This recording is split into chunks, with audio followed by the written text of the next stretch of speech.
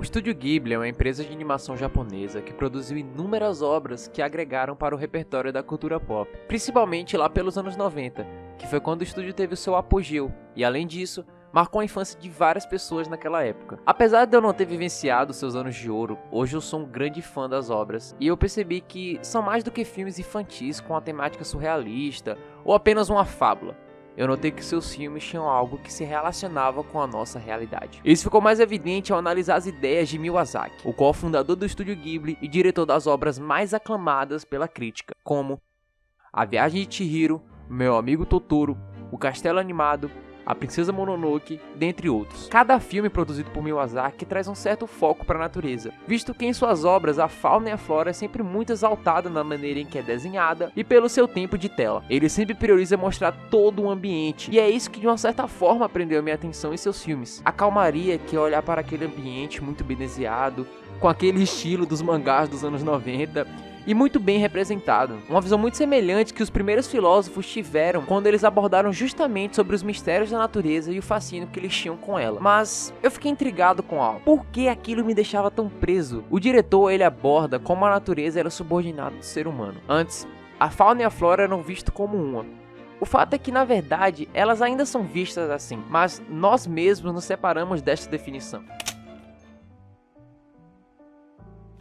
Todos os animais e plantas são vistos como natureza, mas o Homem sapiens sapiens, mesmo que implicitamente, se retirou dessa definição ao criar o seu próprio ambiente e tomar o lugar da natureza. Então, as animações do Estúdio Ghibli trouxeram um certo conforto ao ver que os humanos estão em harmonia com a natureza. Eles estão em contato com ela o tempo inteiro, da mesma forma que os filósofos da natureza eram. Mas eles não precisaram de que os filmes mostrassem isso pra eles, até porque não existia. Porque tudo ao seu redor era exatamente como Miyazaki representava em seus filmes. Por mais exaltada que a natureza seja em suas obras, essas paisagens foram inspiradas em lugares reais, lugares do Japão, lugares da Itália, enfim.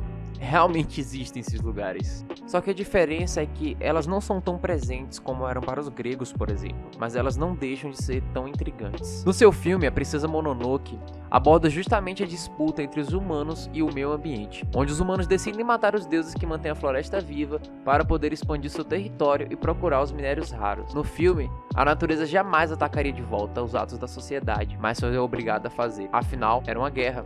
E a natureza precisava se manter viva. Miyazaki dá voz à natureza e mostra o que ela seria capaz de fazer na realidade caso pudesse revidar os atos egocêntricos do ser humano. Além disso, na obra, o protagonista atua como intermédio nessa disputa. Ashitaka, o príncipe, deixa sua doença de lado e ele ajuda os humanos a continuar com sua produção, mas ainda defende a natureza, representando desta forma a empatia e o equilíbrio que Miyazaki desejavam na humanidade, sem contar com a vitória contra o egoísmo e a ignorância, dois fatores que são intensamente abordados na maioria de seus filmes.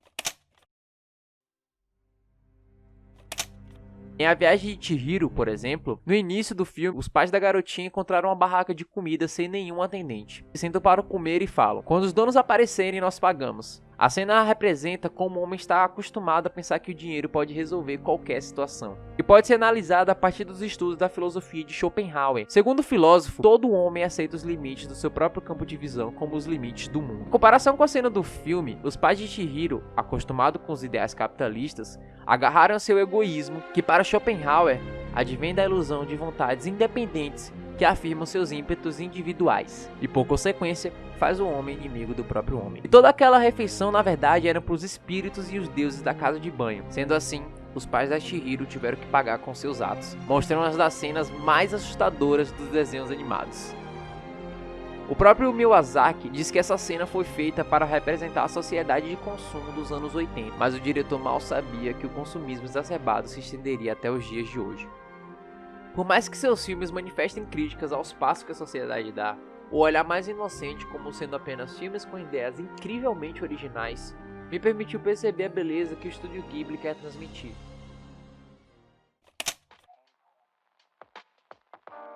Miyazaki disse em uma de suas entrevistas que os seus filmes nunca estão prontos.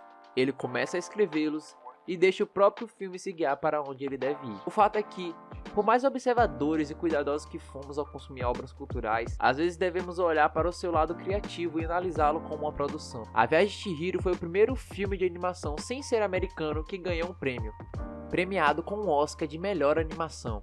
O estúdio Ghibli é reconhecido de filmes com ideias incrivelmente originais e diferentes de tudo que estamos acostumados. Foi então que eu encontrei a resposta do porquê esses filmes serem tão intrigantes para mim. E após assistir todas essas obras-primas, eu percebi o que me prendia em cada filme: as aventuras. O primeiro filme produzido pelo estúdio Ghibli a ganhar a atenção internacional foi Náusica, O Vale do Vento. Ele foi lançado em 1984 e 26 anos após seu lançamento, o estúdio Ghibli mantém a sua popularidade e sua autenticidade, principalmente por conta do processo de criação do diretor, que já foi citado anteriormente. Mas cabe lembrar do porquê Miyazaki ter se destacado tanto. Primeiro que, em meio aos animes comuns do Japão, as emoções são representadas de uma maneira extremamente exagerada, diferente de Miyazaki, que adotou uma forma mais sutil para as ações e representações dos sentimentos dos personagens, que com certeza dizem muito mais sobre a criação do filme. As cenas marcadas pelo silêncio trazem conforto e definitivamente faz o telespectador sentir a mesma emoção vivenciada pelo personagem. E isso vem do próprio diretor, que sempre foi muito observador. Em sua grande maioria, o protagonista sempre quebra a sua rotina porque se depara com uma aventura inesperada. E talvez tenha sido isso que eu tenha identificado. Talvez devêssemos quebrar um pouco a rotina, deixar de ser tão metódico no nosso dia a dia, aproveitar coisas novas, como a natureza, por exemplo, que apesar de não ser tão nova, merece a sua devida atenção.